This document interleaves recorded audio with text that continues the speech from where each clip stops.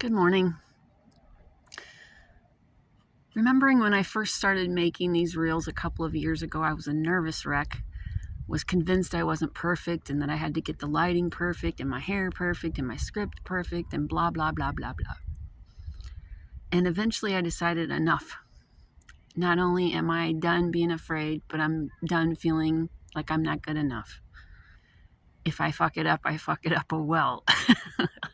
Like nothing terrible is happening. Yesterday, I had a moment, a big moment, aha, that felt very unsettling. And I kind of had a dark night of the soul kind of day yesterday. And despite it not being my habit to watch TV, I said, screw it. I just want to watch some TV. I don't care right now. And because I don't have any particular shows that I am attracted to, I thought, what do I want to watch? And I remembered the name of a show a friend told me about, and I looked it up. Nope, it's only available on Netflix. I'm not going to get a Netflix subscription just for one show. I have no idea what to start with. The thought popped into my head. I want to watch a comedy. All right. So I typed in the word comedy into Google and just trusted that the universe would provide me with exactly what I needed to see.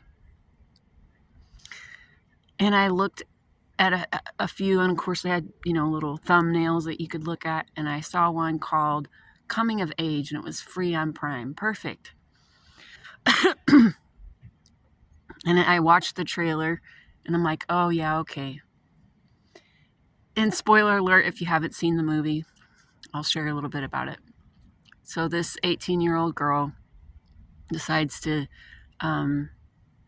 spend her last few weeks with before she goes off to college. She's hanging out with her friends. She decides to get high on mushrooms with her friends. She ends up meeting her future older self. And the rest of the movie is about her interactions with this future older self. At one point, this future self told her, stay away from this guy named Chad. And she was doing her level best to do so. And I promise there's a point to all this.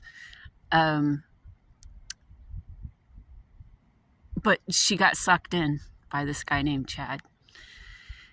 And her future self finally shows back up again. And she's like, oh man, I told you not to do that. And she begs her for, why is this, I can't find anything wrong with this guy. Why do you want me to not hang out with him? And she said, because he dies. There's nothing wrong with him. He dies. You fall madly in love and he dies and you're miserable. And there were several places throughout the movie. It's definitely worth watching, but there's several places throughout the movie where they point at the fact that just being, enjoying what is, loving those around you exactly as they are, showing up and enjoying life is exactly what it's about. Not about some future happiness or some possible future sadness. Just enjoying what is. And so when the young version finds out from the older version that the reason she's meant to avoid this boy is because he's going to die at a young age, she says, you know what? I'm doing it anyway. This is life. You enjoy it. You don't run away from it because something might go wrong. And she embraced it that much more. She cherished her time with that person that much more. We don't, any of us, know what the next moment is. And I was deeply reminded of that after watching this film, which was absolutely perfect. The universe gave me exactly what I needed, as it always does, even though sometimes it feels like shit.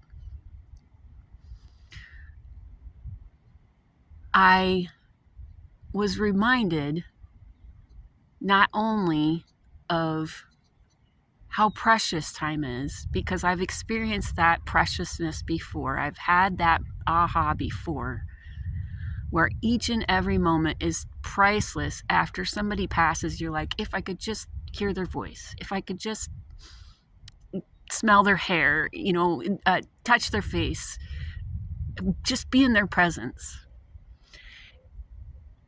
Because you recognize it's not the big things that matter, it's all the little things. And the big things are fun and cool and exciting, but the little things are what make life up.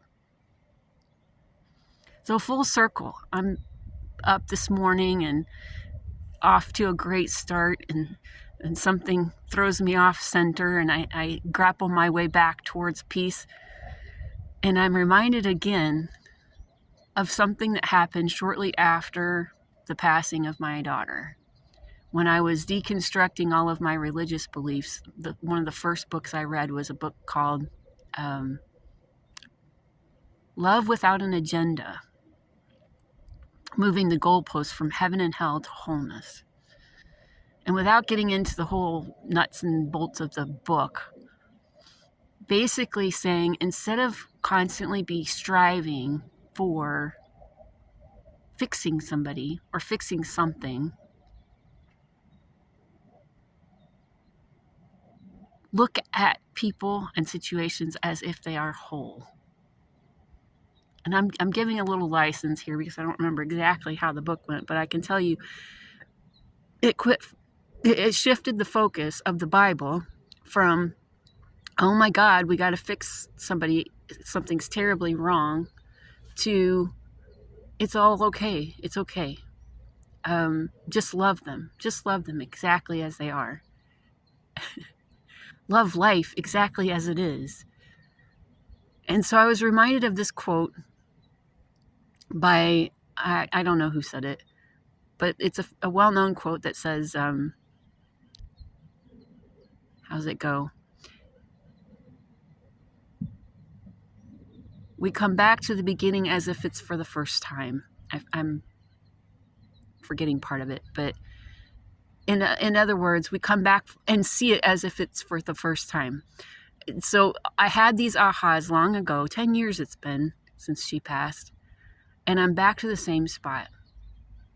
Love unconditionally, without agenda. Enjoy what is. Everything's priceless. Be grateful, because life is fleeting. We're not the identity that we keep trying to cling to. We are the human we are the universe experiencing what it's like to be in this human that's constantly changing, because the universe is constantly changing. So, having said all that, and I'm going to pause for a second because there's a car coming.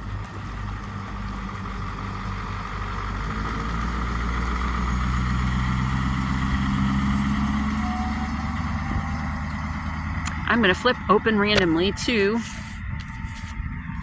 The Journey Beyond by Eric Stensland. Learning to live beautifully in a troubled world. And on the path, very beautiful wooded scene with a mulched path, lots of ferns and greens around the path. The entry is called On the Path. So much of the time, life is complicated and confusing. We are pulled and pushed in multiple directions. It often feels like we are ping pong balls bounced back and forth without any choice in the matter. As a result, life often feels ungrounded and without a coherent thread. When we finally pull ourselves away from the craziness and step into the quiet of the natural world, our pulse drops to a healthier level. Our spinning mind finally slows down, and the stillness of the forest begins to work its magic within us. Here in the silent wild, we begin to see with growing clarity. All that is trivial in our lives is exposed, and that which actually has meaning becomes obvious.